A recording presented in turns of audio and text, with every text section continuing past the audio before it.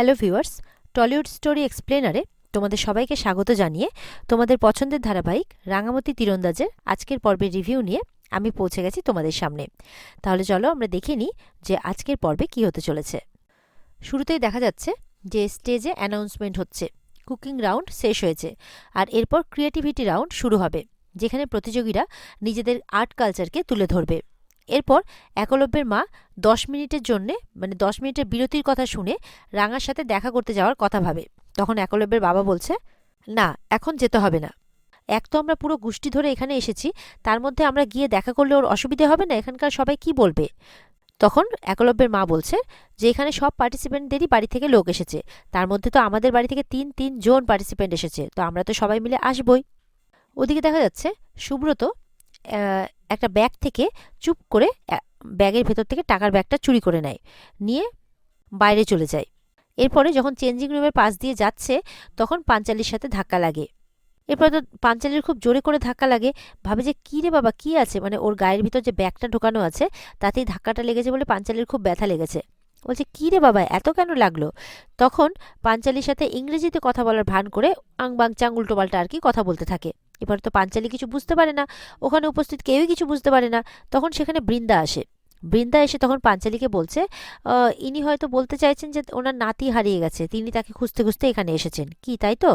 তখন রাঙা ওটাকে শুনে বলছে, কি ব্যাপার রে, ও তো অং বং চং কি যেন বলে গেল, কেউই কিছু বুঝতে পারলো না, কিন্তু তুই আবার দেখছি ঠিক বুঝে গেলি। তখন বৃন্দা বলছে, হ্যাঁ, আমি বুঝে গেছি, তার কারণ আমি অনেকগুলো ল্যাঙ্গুয়েজই বুঝতে পারি, তোর মতো নয়।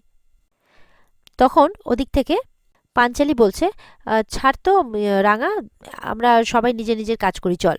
আর বৃন্দাকে বলছে যে আমরা কিন্তু সবাই কম্পিটিটর, সুতরাং সবাইকে এখানে সবার কাজটাই করা উচিত, কারোর পেছনে না লেগে, বৃন্দাকে বলছে। তখন সেখান থেকে পাঞ্চালি আর রাঙারা চলে যায়। যাওয়ার সময় রাঙাকে বৃন্দা আরও বলে যে ও যে ওর দলের লোকজনকে ফুসমন্ত্রগুলো দিচ্ছে সেগুলো যাতে বন্ধ করে দেয়। আর এটা শুনে কিন্তু রাঙা রেগে যায়। তখন পাঞ্চালি বলছে, ছাড়, ওই সব কথায় কান দিয়ে লাভ নেই। এরপরে ওখান থেকে গিয়ে রাঙা তো তার দলবলকে ভালো করে কাজটা বুঝিয়ে দিচ্ছে, সবাইকে বেশ রেডিও করে দিয়েছে রাঙা। এরপরে সবাই মিলে স্লোগান দিচ্ছে, যে তার স্লোগান সব পুরো দলবল মিলে দিচ্ছে। বৃন্দা তখন মনে মনে বলছে, সুব্রত যে পার্সটা চুরি করেছে সেই ব্যাগটা যখন খুঁজে পাওয়া যাবে না, তখন এই রাঙার দলবলকেই নাকি সবাই চোর ভাববে, আর এই চুরির দায়ে তখন দলবলের অবস্থাটা খারাপ হবে আর অটোমেটিক্যালি রাঙা আউট হয়ে যাবে। এরকম একটা মনে মনে প্ল্যান করছে আর কি, করে ফেলেছে, এবার প্ল্যানটাকে এক্সিকিউট করবে।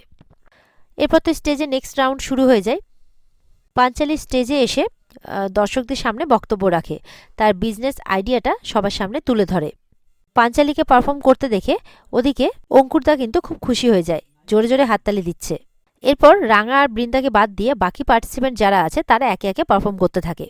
এরপর মঞ্চে ওঠে বৃন্দা বসু। মঞ্চে উঠে বলছে যে মিস ইউনিভার্স হওয়ার ইচ্ছেটা তার ছিল, কিন্তু হাজব্যান্ডের সাপোর্ট না পাওয়ায় সেটা তার সম্ভব হয়নি। আর এখন যদি সে মিসেস কলকাতা হতে পারে তাহলে তার মাধ্যম দিয়ে তার সেই স্বপ্নটা পূরণ হয়ে যাবে। আর সে যে একজন স্মার্ট হোম মেকার, তার জন্য নাকি তার বাবা মা তার উপরে খুব গর্বিত। এটা শুনে তো তার হাজবেন্ড বরদা সিট থেকে উঠে একেবারে দাঁড়িয়ে চিৎকার করে বলছে যে আমার কাছে তো তুমি মিস ইউনিভার্স। নিজের হাজবেন্ডকে এইভাবে চিৎকার করতে দেখে বৃন্দা কিন্তু একটু অকওয়ার্ড ফিল করছে। আর তখন একলব্য তাকে বসাচ্ছে, এই তুই বস বস। আর এদিকে বৃন্দা উল্টোপাল্টা যা পারছে বলছে, এমনও বলছে যে মিডিল ক্লাস ফ্যামিলিতে বিয়ে হলে বউদের যে অবস্থা হয় আর কি। তখন একলব্যের মা বলছেন যে দেখেছো, স্টেজে উঠে আমাদের পরিবার সম্পর্কে যা নয় তাই বলছে, ও নিজের ইমেজ বজায় রাখতে যা খুশি তাই করতে পারে। আর এদিকে ময়না তো খালি স্টেজে যাবে স্টেজে, কেন যে ওকে যেতে দিল না এটা বারবার করে ওর হাজবেন্ডকে বলে যাচ্ছে। আর বলছে, দেখো বরদা কেমন বউকে সাপোর্ট করে, দেখেছো তো, আর তুমি একটুও করো না। সাত্তকী বলছে, তুমি না বেশি কথা বলো না, মুখটা বন্ধ রাখো। এরপর তো বৃন্দা স্টেজে বলছে যে আমি সবাইকে সাজাতে ভালোবাসি আর নিজেকেও সাজাতে ভালোবাসি, আমি সবার মধ্যে সৌন্দর্য খুঁজে পাই, আমি চাই সবাইকে সুন্দর দেখাক, তো জাজেসরা আমার ট্যালেন্ট দেখেই বিচার করবেন যে আমি মিস কলকাতা হতে পারবো কিনা। জাজেসরা তো নিজেদের মধ্যে আলোচনা করছে যে কি কথা বলছে এই। আর ওদিকে অদিতি বলছে একলব্যের মাকে যে বৌদি এসব কি কথা বলে যাচ্ছে, ওনার মেকআপের জিনিসে হাত দিলে তো কাঁই কাঁই করে ওঠে, এগুলো কেন বলছে। তখন অদিতিকে বাড়ির লোক বলছে, চুপ করো, বাড়ির কথা বাইরে বলতে নেই। এরপর বৃন্দা তার মঞ্চে আর কি তার মেকআপের পারদর্শিতা দেখিয়ে সেখান থেকে চলে যায়। এরপরে শেষ প্রতিযোগী হিসেবে রাঙা আর তার দলবল স্টেজে ওঠে। রাঙামতি স্টেজে উঠবে এই কথাটা শুনে কিন্তু একলব্য দাঁড়িয়ে একদম জোরে জোরে হাততালি দিচ্ছে। এরপর রাঙা স্টেজে উঠে ডান্স পারফরমেন্স করতে থাকে। রাঙার পারফরমেন্স দেখে কিন্তু সবাই খুব খুশি হয়। এরপরে রাঙা বক্তৃতা দিচ্ছে যে আমরা কিন্তু এই শহরের মানুষ নই, আমরা গ্রামের মানুষ। কিন্তু এই শহরের মানুষজন কেন আমাদেরকে পছন্দ করে না, আমাদেরকে কেন সব কিছুর থেকে দূরে সরিয়ে রাখে, কেন এটা মনে করে যে আমরা কোনো কিছু পারি না করতে।